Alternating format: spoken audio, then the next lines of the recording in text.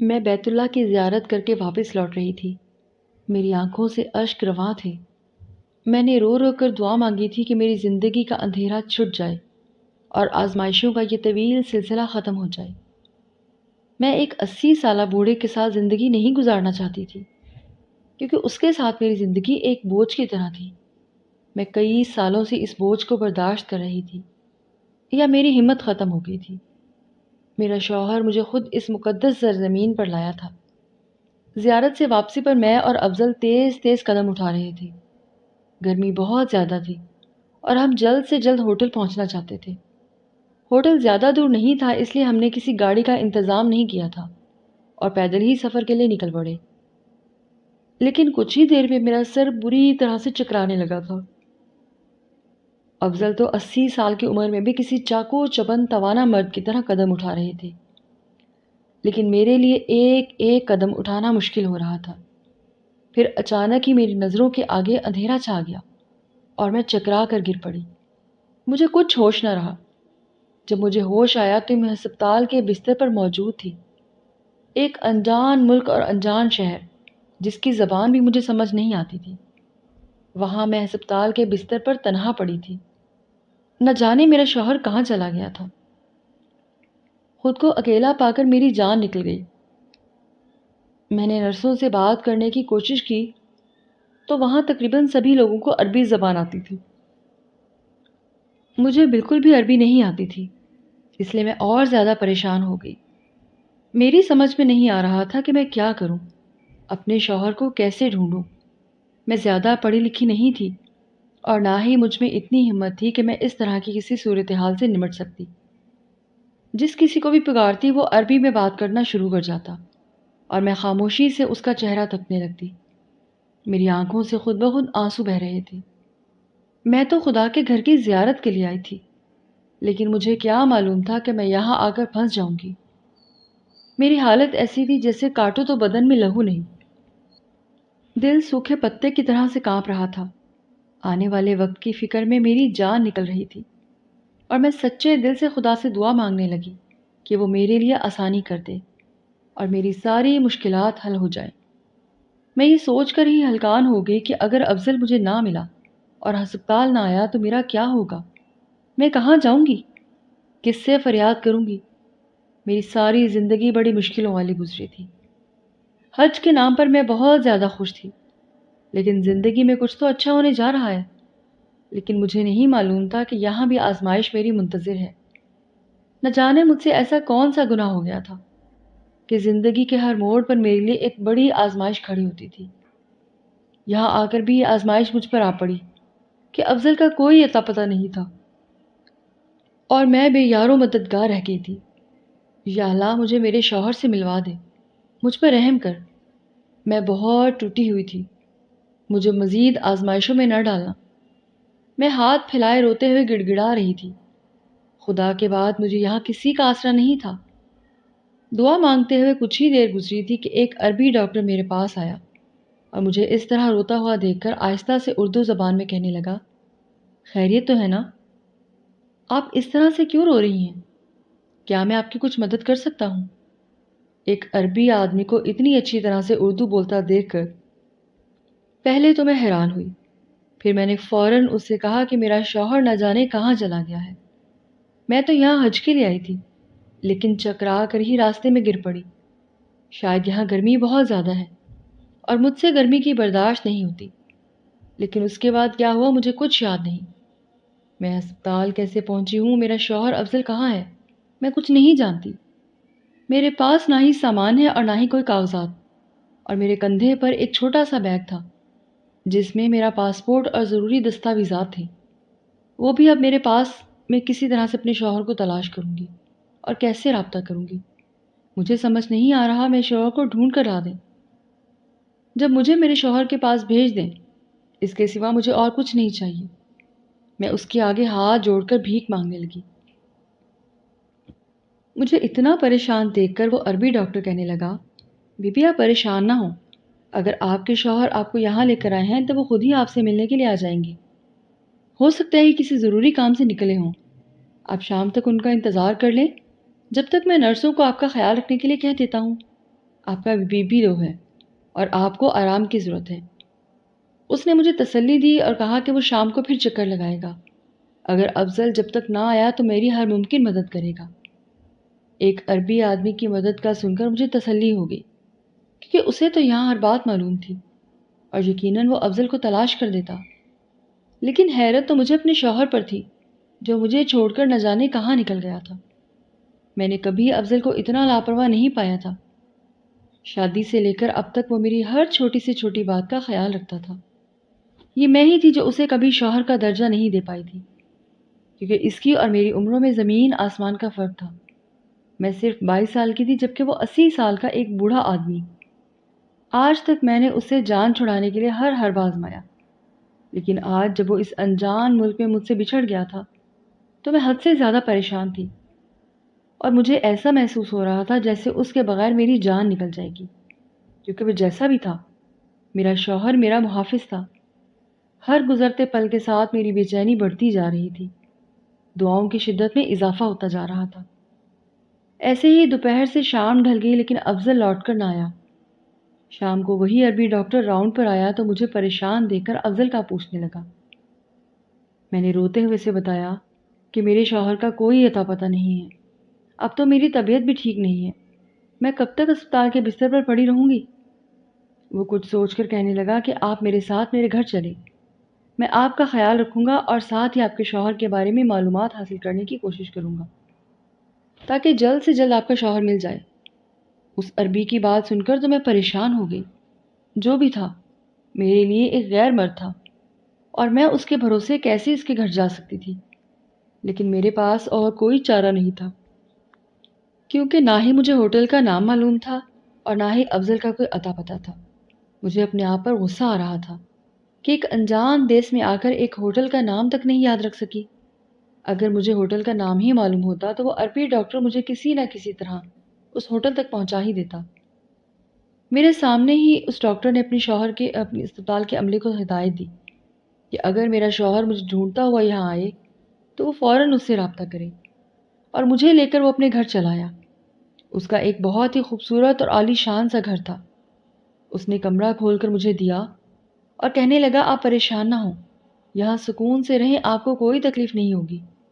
آپ اس وقت تک میری مہمان ہیں جب تک آپ کے شوہر نہیں مل جاتے۔ میں نے آنکھ بند کر کے اس ڈاکٹر کی بات مان لی تھی۔ مجھے کیا معلوم تھا کہ اس دنیا میں کوئی بھی قابل بھروسہ نہیں رہا۔ وہ عربی مجھے چھوڑ کر جانے کہاں چلا گیا تھا، اور میں خاموشی سے اس کمرے میں بیٹھ گئی۔ میرا دل خون کے آنسو رو رہا تھا۔ یہ دن بھی مجھے دیکھنا تھا کہ جب میں اپنے ہی شوہر کو کھو بیٹھی تھی۔ تھوڑی دیر بعد میں نے وضو کیا اور اس شخص سے جان چھڑانے کی دعائیں مانگنا لگی تھی۔ آج اسے ملنے کی دعا مانگ رہی تھی۔ قسمت بھی عجیب چیز ہے، مجھے کہاں سے کہاں پہنچا دیا تھا، اور آگے جو میرے ساتھ ہونے والا تھا وہ تو میری توقعات سے بالکل برعکس تھا۔ میں صرف 15 سال کی تھی جب میری ماں کا انتقال ہو گیا تھا۔ اماں کے مرنے کے بعد میری پھپھو نے میرا جینا مشکل کر دیا۔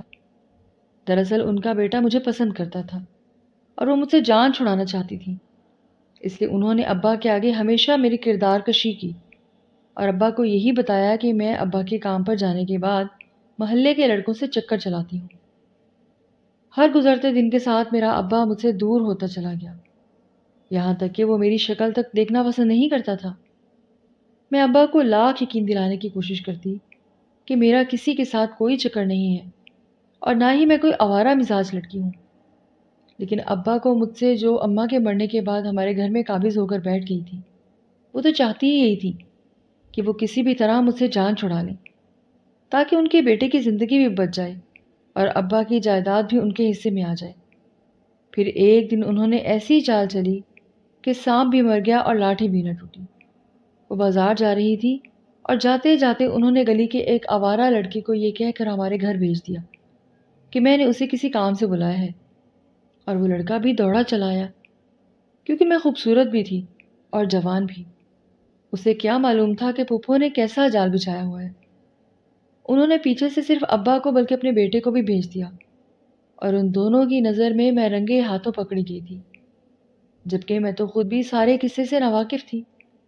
میں بہت روئی، گڑ گڑائی، ابا اور خضر کو یہ یقین دلانے کی کوشش کی کہ میرا اس لڑکے سے کوئی تعلق نہیں ہے، لیکن پھپھو کی چال بہت کامیاب نکلی تھی۔ میرے لاکھ روکنے کے باوجود بھی ابا نے میری ایک نہ سنی اور پپو کے خالو سسر سے زبردستی میرا نکاح پڑھوا دیا۔ یہ مشورہ بھی پپو نے ہی ان کو دیا تھا، اسے سزا کے طور پر ایک بڈھے کے ساتھ رخصت کر دو تاکہ اسے پتہ چلے کہ باپ کی عزت کو رونگنے کی کیا سزا ہوتی ہے۔ اور دیکھتے ہی دیکھتے میں ابا کے حکم پر 75 سالہ افضل کی دلہن بن گئی تھی۔ خضر کی محبت کو دل میں لیے میں افضل کے ساتھ رخصت ہو گئی، لیکن دل سے اسے کبھی شوہر نہ مان سکی، اور مانتی بھی کیسے؟ وہ تو میرے دادا کی عمر کا تھا، اور نہ جانے افضل کو کیا بتایا گیا تھا کہ اسے لگا تھا کہ میں نے یہ شادی اپنی مرضی سے کی ہے۔ لیکن جب شادی کی رات میں نے اسے حق دینے سے واضح طور پر انکار کیا، تب اسے پتہ چلا کہ میں اس شادی پر خوش نہیں ہوں۔ میرا شوہر ایک اچھا انسان تھا، اس نے میرے ساتھ کوئی زبردستی نہیں کی تھی، بلکہ میرے حال پر مجھے چھوڑ دیا تھا۔ ایسے بھی ہم دونوں کے درمیان اتنے سالوں میں بھی کوئی ازدواجی تعلق نہ بن سکا تھا۔ میں دن رات دعا مانگتی تھی کہ کسی نہ کسی طرح افضل سے میری جان چھوٹ جائے۔ میرے دل میں خضر کی محبت اب بھی باقی تھی، اگرچہ وہ بھی ابا کی طرح مجھے بدکردار مان بیٹھا تھا، اور اس نے بھی کبھی پلٹ کر ایک دفعہ مجھے نہیں پوچھا تھا۔ مجھے خضر سے ایسے سلوک کی امید نہیں تھی۔ وہ جو دن رات محبت کے وعدے کرتا تھا، وہ پل بھر میں ہی پرایا ہو گیا تھا، اور شادی کے 5 سال بعد بھی میں بالکل کما رہی تھی۔ میں نے کبھی افضل کو اپنے قریب نہیں آنے دیا تھا۔ پھر ایک دن افضل کہنے لگا کہ وہ حج پر جانا چاہتا ہے اور مجھے بھی اپنے ساتھ لے جانا چاہتا ہے۔ حج کے نام پر میں بہت خوش ہوئی۔ میں نے سوچا کہ میں خدا کے گھر جا کر فریاد کروں گی تو ہو سکتا ہے کہ میرے دن پھر جائیں اور میری زندگی سنور جائے اور افضل سے میری جان چھوٹ جائے۔ لیکن یہاں آ کر میں جس طرح افضل سے بچھڑی تھی تو اب اسے دیوانوں کی طرح اسے ملنے کی دعا مانگ رہی تھی۔ نہ ہی میرے پاس کوئی آئی ڈی کارڈ تھا اور نہ ہی پاسپورٹ، اور نہ مجھے ہوٹل کا پتہ معلوم تھا، اور نہ ہی یہاں کی زبان آتی تھی۔ میں بری طرح سے پھنس چکی تھی اور اب بھی ڈاکٹر کے رحم و کرم پر بیٹھی ہوئی تھی۔ مجھے یقین تھا کہ وہ میری مدد ضرور کرے گا، لیکن رات ہونے تک کوئی نہ آیا، اور عربی ڈاکٹر میرے پاس ہی نہیں آیا تھا، اور ساری رات میں یہاں وہاں ٹہلتے ہوئے گزار دی تھی۔ نیند میری آنکھوں سے کوسوں دور تھی۔ وہ عربی تو ساری رات گھر میں موجود نہیں تھا، اور پھر صبح کے وقت جب وہ عربی گھر میں آیا تو اس نے مجھے بتایا کہ اس کی ہسپتال میں نائٹ ڈیوٹی تھی، اور وہیں وہ انتظار کر رہا تھا کہ شاید میرا شوہر مجھے ڈھونڈتا ہوا چلا آئے۔ لیکن میرا شوہر نہیں آیا۔ اس کی بات سن کر میں دوبارہ سے رونے لگی تو وہ عربی مجھے یقین دلانے لگا کہ وہ ہر ممکن کوشش کرے گا اور میرے شوہر کو ڈھونڈ نکالے گا۔ دن تیزی سے گزر رہے تھے اور مجھے اس عربی گھر کے 5 دن، اب تو میں اس گھر کے در و دیوار سے بھی مانوس ہو چکی تھی۔ جب بھی میں پریشان ہونے لگتی، اس عربی سے اپنے شوہر کے بارے میں سوال کرتی تو وہ مجھے یہی تسلی دیتا کہ وہ میرے شوہر کو تلاش کر رہا ہے اور جلد ہی اپنے مقصد میں کامیاب ہو جائے گا۔ لیکن مجھے سمجھ نہیں آ رہی تھی کہ یہ کیسی تلاش تھی جو ختم نہیں ہو رہی تھی۔ کیا پاکستانی حاجیوں میں میرے شوہر کا تلاش کرنا اتنا مشکل کام تھا؟ ایسے ہی ایک شام میں اس عربی ڈاکٹر کی غیر موجودگی میں اس گھر میں یہاں چکر کاٹنے لگی۔ میری پریشانی تھی کہ ختم ہی نہیں ہو رہی تھی، اور مجھے کسی پل بھی سکون نہیں آ رہا تھا۔ چکر کاٹتے کاٹتے میں گھر کے پچھلے حصے میں پہنچی تو مجھے ایک دروازہ نظر آیا جو پہلے میں نے کبھی نہیں دیکھا تھا۔ وہاں کام کرنے والی ملازمہ نے بتایا کہ یہ اسٹور روم ہے اور بہت کم ہی کھلتا ہے۔ مجھے پرانی چیزیں دیکھنے کا بہت شوق تھا، اس لیے میں نے بنا سوچے سمجھے اس اسٹور روم میں داخل ہو گئی۔ لیکن سامنے کا منظر نے میرے ہوش اڑا کر رکھ دیے تھے، کیونکہ میں نے ایک ایسی چیز دیکھی تھی جس کے یہاں ہونے کا میں تصور بھی نہیں کر سکتی تھی۔ میرا دل بری طرح سے دھڑک رہا تھا، ایسے لگ رہا تھا جیسے کسی نے میرے قدموں تلے سے زمین کھینچ لی ہو۔ وہ عربی ڈاکٹر کون تھا اور مجھے یہاں کیوں لایا تھا؟ اس چیز کا اور اس کے اسٹور روم میں بھلا کیا کام تھا؟ سارے سوال آپس میں گڑبڑ ہو رہے تھے۔ اور میرا شوہر کہاں تھا؟ یہ سب کیا ہو رہا تھا مجھے کچھ پتہ نہیں چل رہا تھا۔ اب تو مجھے یقین ہو گیا کہ وہ عربی میرے شوہر کو ڈھونڈنے کی ہرگز بھی کوشش نہیں کر رہا ہوگا، کیونکہ اس نے تو میرے شوہر کو ڈھونڈنے کی ضرورت ہی نہیں تھی۔ اس سے پہلے کہ میں وہاں سے باہر نکلتی، وہ عربی ڈاکٹر میرے پیچھے ہی وہاں چلا آیا اور مجھے اس روم میں دیکھ کر اس کے چہرے کا رنگ اڑ گیا۔ آپ کو تو اپنے کمرے میں آرام کرنا چاہیے تھا۔ میں نے اسے گریبان سے پکڑ لیا اور کہا کہ مجھے بتاؤ کہ تم کون ہو اور مجھے یہاں کیوں لائے ہو؟ تمہیں معلوم ہے نا کہ میرا شوہر کہاں ہے؟ بتاؤ مجھے، اس نے تمہارے ساتھ یہاں مجھے کیوں چھوڑا ہے؟ میرا شوہر افضل ٹھیک تو ہے نا؟ اسے کچھ ہو تو نہیں گیا؟ میرے دل میں ہزاروں وسوسے جنم لے رہے تھے۔ میں دیار غیر میں بالکل بے آسرا رہ گئی تھی۔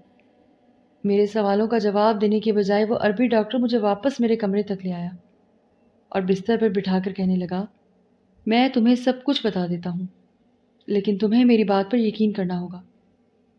یہ کہہ کر اس نے وہ بیگ کھولا جو وہ اسٹور روم سے لایا تھا، جو میرا اپنا بیگ تھا، اسے اپنے ساتھ لائی تھی۔ وہ بیگ اس کے اسٹور روم میں موجود تھا، جبکہ وہ بیگ تو میں بے ہوشی کے وقت میرے پاس بھی نہیں تھا بلکہ ہوٹل کے روم میں تھا۔ تو وہ اس کے پاس کہاں سے آیا تھا؟ اس سوال نے مجھے پریشان کر کے رکھ دیا تھا۔ ڈاکٹر نے وہ بیگ کھولا اور ایک خط نکال کر میرے ہاتھ میں تھما دیا، جس میں ایک خط کے ساتھ ہی کچھ کاغذات بھی موجود تھے جنہیں دیکھ کر میرے ہوش اڑ گئے تھے۔ اس خط میں افضل نے لکھا تھا، مجھے معاف کر دینا میری پیاری بیوی، میں نہیں جانتا تھا کہ تمہارے باپ نے تمہیں تمہاری مرضی کے بغیر میرے ساتھ رخصت کر دیا ہے۔ میں نے زندگی میں کئی سال تمہارے ساتھ یہ سوچ کر گزارے کہ شاید میری محبت تمہارے دل کو موم کر دے، لیکن میں جان گیا کہ میں تمہیں زبردستی اپنے ساتھ باندھے ہوئے یوں نہیں رکھ سکتا، اور یہ ظلم ہے۔ اس لیے اس مقدس سرزمین پر آنے کے بعد میں نے اس بوجھ سے چھٹکارا پانا ٹھیک سمجھا، اور میں تمہیں طلاق دے رہا ہوں۔ میری طرف سے تم آزاد ہو اور نئی زندگی شروع کر سکتی ہو۔ تمہاری بے ہوشی قدرتی طور پر نہیں تھی، بلکہ میں نے تمہیں دوا دی تھی جس سے تم بے ہوش ہوئی تھی، اور میں نے جان بوجھ کر تمہیں ہسپتال میں چھوڑا تھا۔ مصباح ایک قابل ڈاکٹر ہے اور وہ میرے ایک دوست کا بیٹا ہے۔ میں جانتا ہوں کہ وہ تمہارا بہت اچھے سے خیال رکھے گا۔ میں نے اس سے کہا ہے کہ وہ تم سے شادی کر کے تمہاری زندگی کو سنوار دے۔ تم نے زندگی کے کئی سال نہ کردہ گناہوں کی سزا بھگتی ہے، لیکن تمہیں بھی خوشیوں بھری زندگی ملنے کا پورا حق ہے، کیونکہ تم اس کی حقدار ہو۔ صحیح وقت آنے پر ڈاکٹر مصباح تمہیں میرے خط کے ساتھ طلاق کے کاغذات بھی دے دے گا۔ شرعی طور پر جو بھی حکم بنتا ہے، تم اس حساب سے آنے والے وقت میں ڈاکٹر مصباح سے شادی کر لینا۔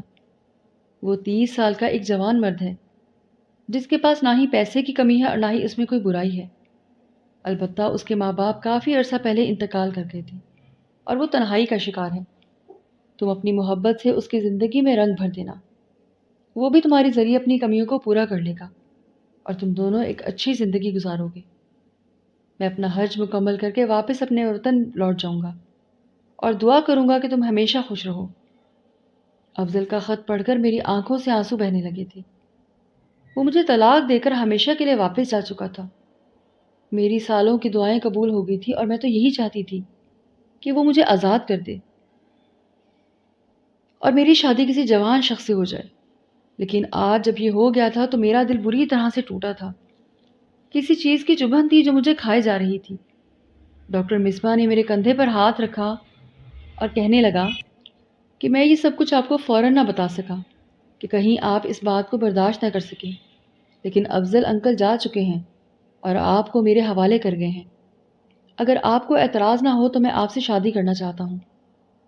پل بھر میں مجھے ایسا لگا جیسے میری دعائیں پوری طرح سے قبول ہو گئی ہوں، خاص کر وہ دعا جو میں نے بیت اللہ میں مانگی تھی، کیونکہ یہی تو میں چاہتی تھی کہ میری ایک 80 سالہ بوڑھے سے جان چھوٹ جائے، اور میری جان چھوٹ گئی تھی۔